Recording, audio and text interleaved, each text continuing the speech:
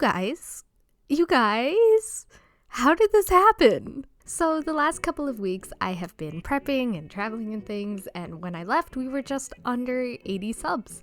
And I didn't feel like my most recent videos were quite up to par with my regular content since it was rushed and I was sick, and they weren't beautiful renders or anything.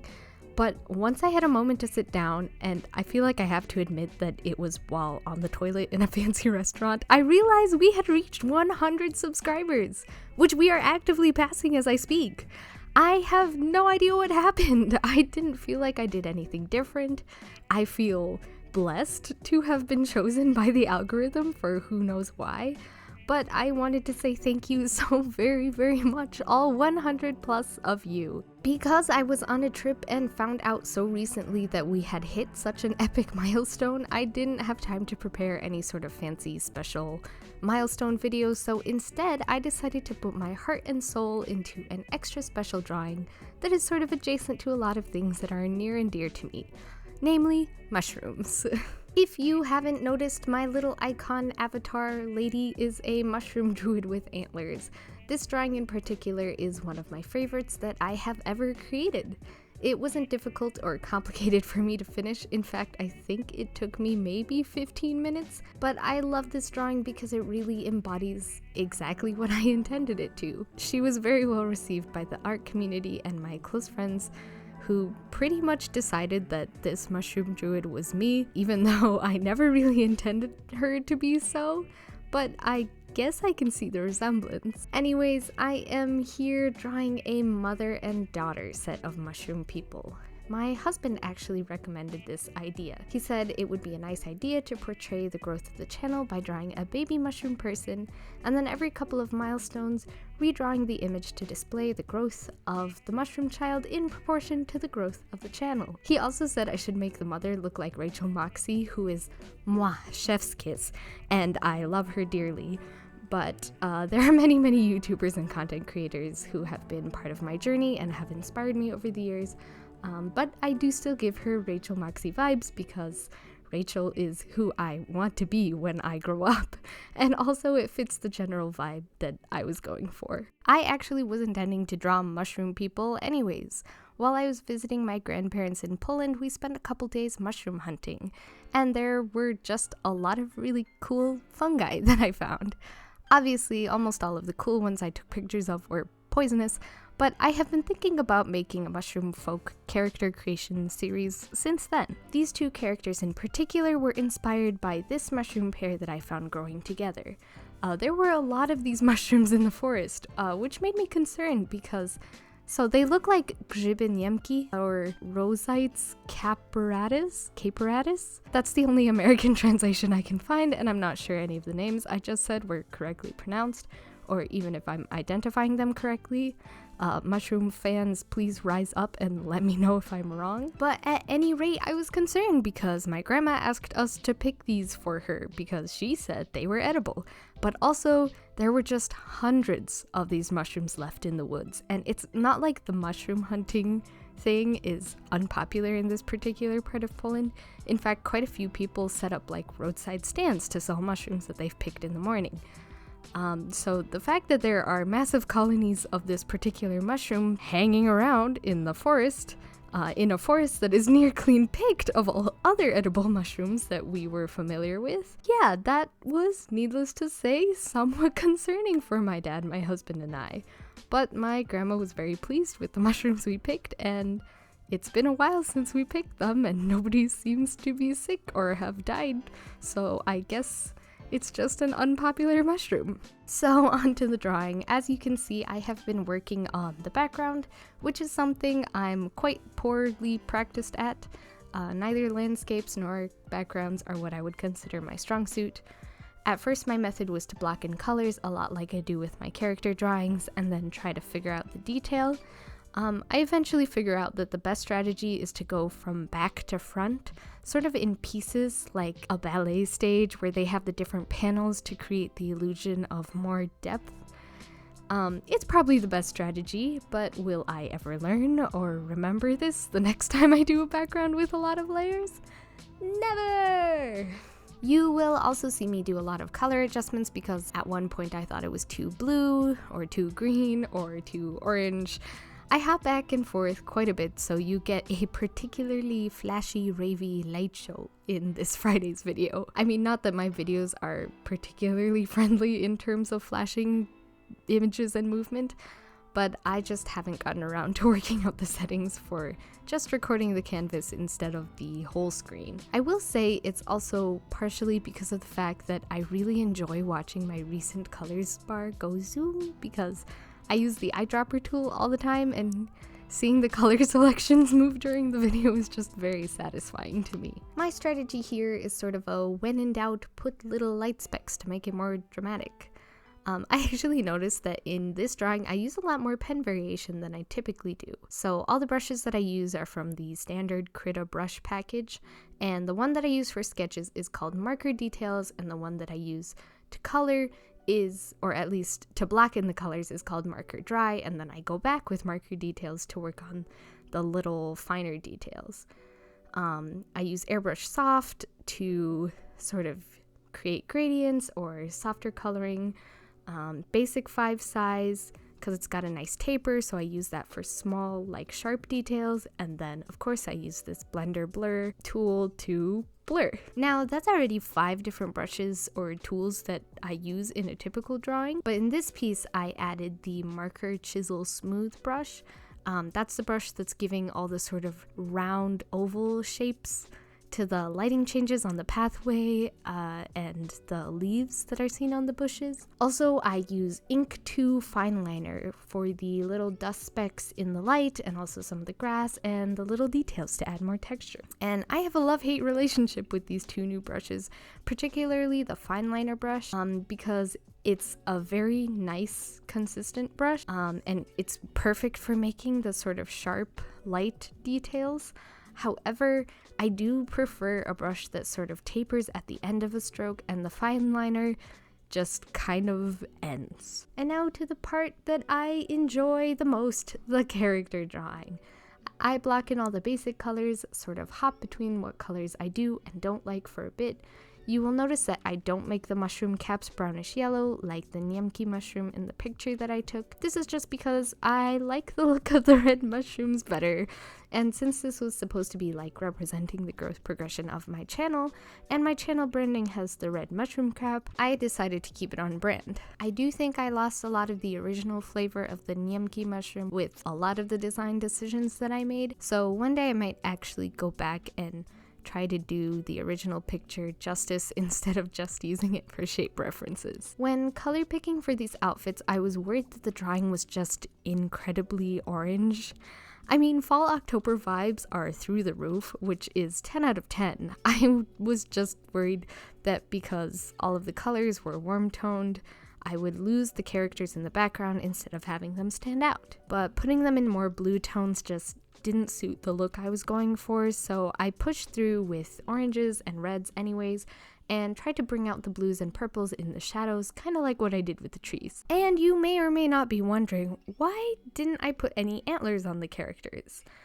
As the lady split chin mushroom has antlers and a snail and this little accessory hanging from the brim of her mushroom head, honestly, probably 33% tiredness, 33% forgetfulness, and 33% just liking the end product as it was without the antlers, and also thinking the antlers would be too much as far as details go. The last 1% of that is reserved for using the extra few minutes that I didn't spend on making antlers to go make myself some chicken nuggets instead. So now that I've said that character drawing is the most enjoyable part of this experience, let me talk about all the problems I made for myself during the character drawing.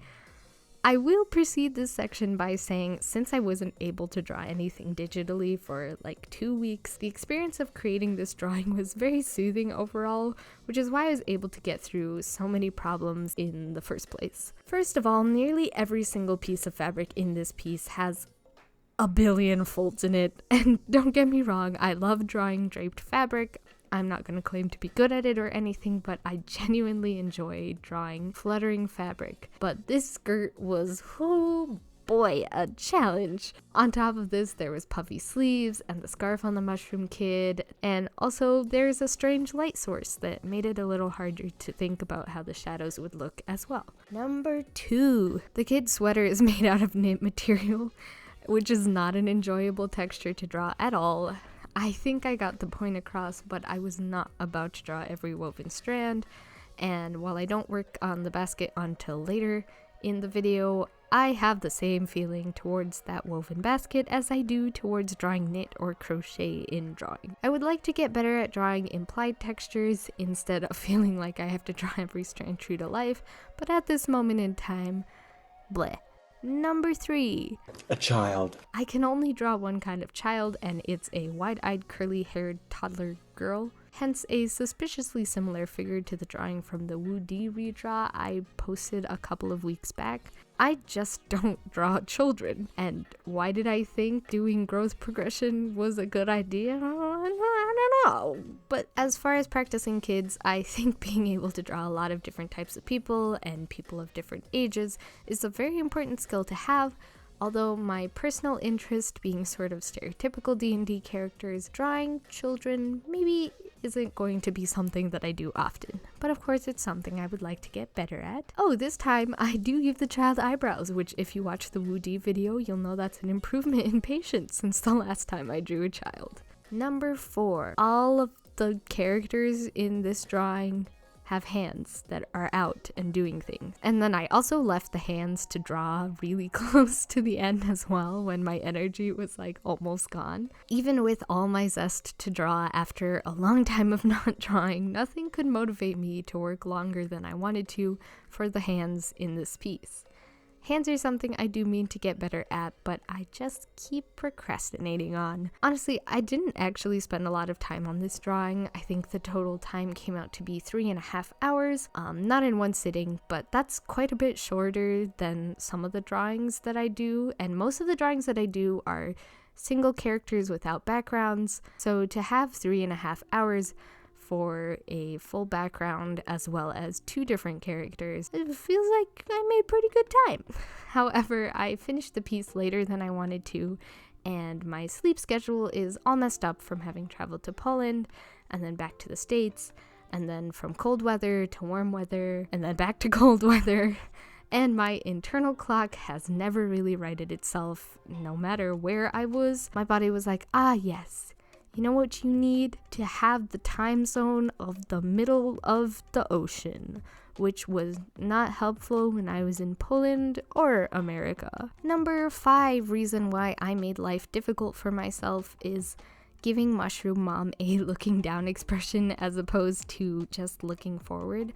I used to be quite good at drawing eyes almost closed and looking down. For some reason, I could not for the life of me get it right this time. It kind of just looks like her eyes are closed while she's smiling, which is fine. Not exactly what I was going for, but at least it looks okay. And I mean, it's sort of a 6 versus half a dozen situation, because on one hand, it's a different expression than I'm used to, but on the other hand, I don't have to draw another pair of eyes, so that's fun. The last but not least reason why I made life difficult for myself is hair. Wavy, curly hair, annoying hair.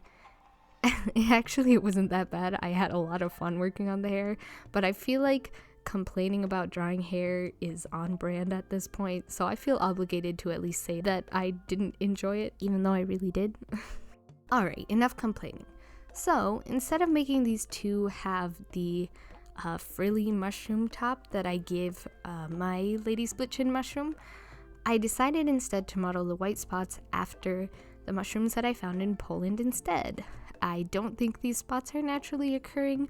I do think some bug probably ate it, which in concept is not super aesthetic and somewhat concerning if the mushroom caps are part of the body growing on the mushroom folk and not part of just an outfit, but in my art, I felt visually there was much more appeal to having a few big white patches on each mushroom hat instead of a lot of little frilly white bits. In this last part, I really focus on getting the lighting to be dramatic.